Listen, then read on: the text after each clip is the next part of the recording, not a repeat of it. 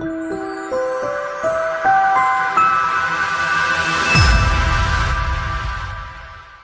right. So I wanted to make this video to go over how to come up with repairs.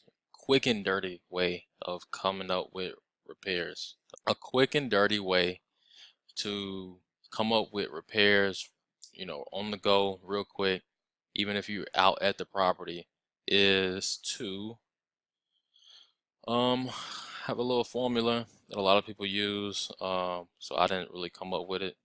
It's basically just coming up with like 5, 10, $15 a square foot, depending on how bad the property is.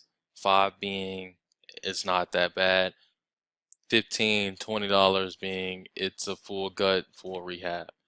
All right, so for simple purposes, let's say you have a house that is 1,000 square feet. Let's just say 1,500. That's like average. 1,500 square feet, and it doesn't really need any work. It's kind of rent ready, and you walk through it. It may need, some paint. It may need some cleaning, sweeping, all that type of stuff. You multiply 5 times 1,500. What do you get? 7,500. So just needs around $7,500 worth of work. $1,500 house. I mean, $1,500 house. Those are good houses. 1,500 square feet. All right. Now say that house needs a little bit more work. It's you go through it. Needs an AC. Needs plumbing. You see foundation work. You want to just go straight to it.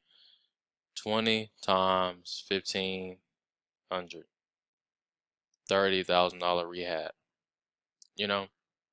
So a good quick rule of thumb is the $5 to $20 a square foot little formula. I don't know who came up with it, but whoever did, it works pretty well. It's pretty accurate.